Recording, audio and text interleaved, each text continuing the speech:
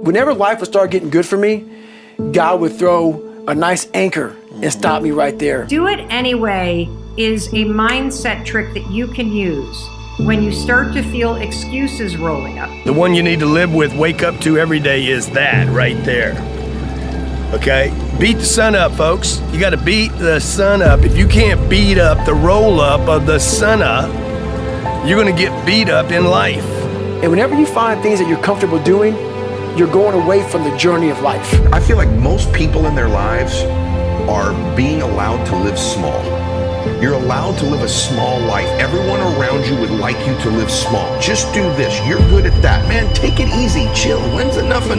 Like, come on, brother. You know, all these messages you get is basically saying, hey, man, live small. Life's not a big deal. Live small, enjoy it, chill, smoke a little weed, do whatever you want, right? Like, it's just this get-by thing in life.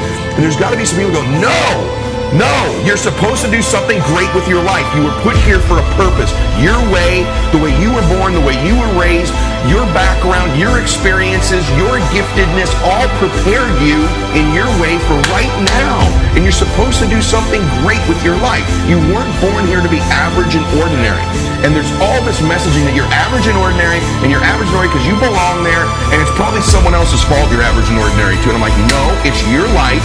You're in control, it's no one else's fault, and you're supposed to do something magnificent. That's the consciousness aspect. The last 1,000 years on earth, doing something great has been reserved to this one little group of people, 1% of the population. They're supposed to do something great. They're supposed to live their dreams. We're supposed to watch them, cheer for them, wear their jersey, watch their award show, comment on their posts, clean their houses, right? Feed them in their restaurants. No! The fact of the matter is, you can do those things. You can change your life. And I'm sick and tired of this hero worship. You live small, cheer for everybody else who lives big. No, if you're a school teacher, be the best school teacher. Change the world by those little lives you're affecting. If you're on social media, change the world. Play big. You will never do it wrong if your decision is to do the bigger thing than the smaller thing. That's what I would tell you. Stop playing small. Stop thinking small, and don't let anybody tell you you should be small. So listen to me. There are those of you who said, I want to be a millionaire. I want to be the best at this company, right? But your value system says you believe in sleep more than you believe in grinding. Your value system says you are a consumer and not a producer.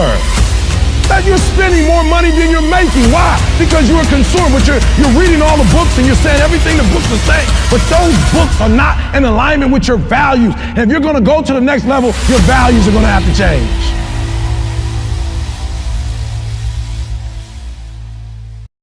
What if I told you this was the last Monday morning of your life? What if I told you die this week? Would you complain about your crap job or that test you don't want to take? I doubt it. You would go much higher level thinking. Well, that's really what it takes. It takes understanding that if you're not pumped right now, if you're begrudging what you're about to do, if you're not looking forward to it, look, I respect practicality. You gotta go through school because your parents want to. You gotta pay your rent. You got student loans. I get it. But please recognize the world we're living in. We're living in a world where there's so much more opportunity. This internet thing created way more opportunity for all of us. Way more. I mean, look, you might not even be alive. Like, your mom and dad could have had sex like 3 minutes later and you wouldn't even exist and you're complaining. You could have ended up being a bus, a tree. I just don't get the mentality of being head down sad on a Monday morning. I'm gonna make you Saturday Monday morning. That's what I want to do every morning, and that's what I want from you. Please take a step back and think about how awesome it actually is.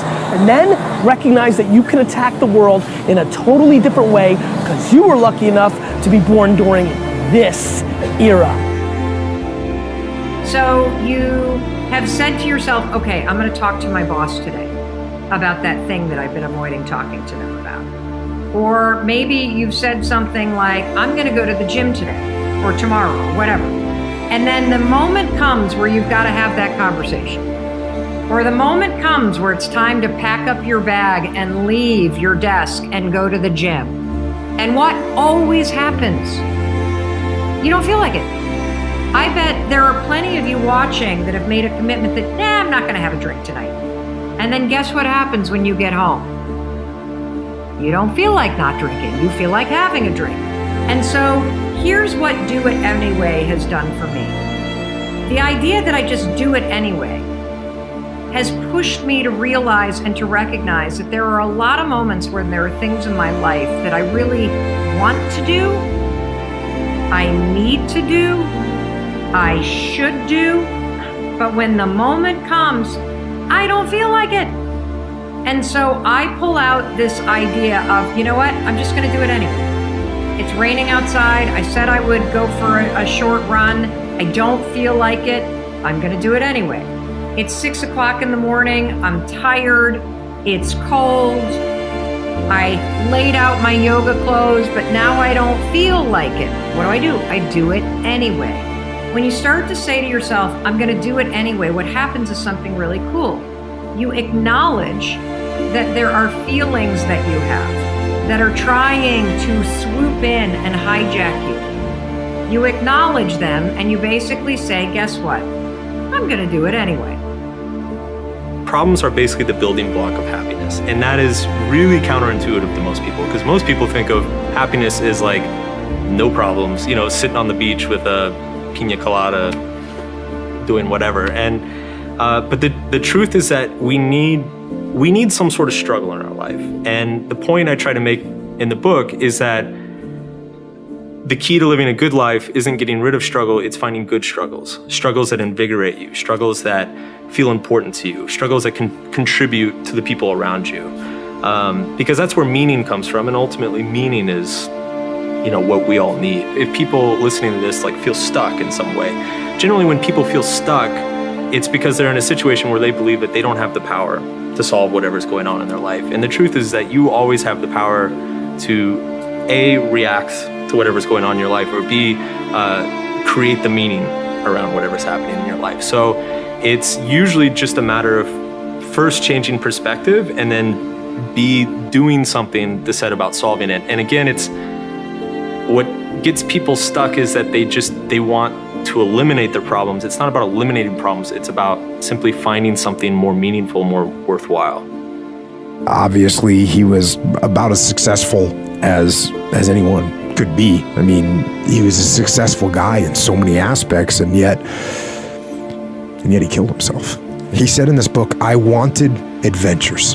I wanted to go up the Nung River to the heart of darkness in Cambodia. I wanted to ride out into a desert on camelback, sand and dunes in every direction, eat whole roasted lamb with my fingers. I wanted to kick snow off my boots in a mafia nightclub in Russia. I wanted to play with automatic weapons in Phnom Penh, recapture the past in a small oyster village in France, step into a seedy, neon-lit pulqueria in rural Mexico. I wanted to run roadblocks in the middle of the night, blowing past angry militia with a handful of hurled Marlboro packs. Experience fear, excitement, wonder. I wanted kicks, the kind of melodramatic thrills and chills I'd yearned for since childhood, the kind of adventure I'd found as a little boy in the pages of my Tintin comic books. I wanted to see the world, and I wanted the world to be just like the movies. That's what Anthony Bourdain said, just like the movies. But you know what, to me, the world is not like the movies. The movies aren't real. They don't exist. But you do. And life, this life, it's better than any movie there is. Movies are supposed to provoke emotion. They're supposed to make you feel something. But I have a better idea. Go out into the world and actually feel it. Go feel joy and love and triumph and rapture and ecstasy and glory. Go feel those things. And you know, with those feelings, there will be other feelings as well. There'll be sorrow and pain and sadness and desolation and suffering. There'll be all those feelings too, but you know what? That's okay. That's okay. Take both sides. Feel all of it. That's what life is. Those feelings, those emotions, those highs and those lows, those are life.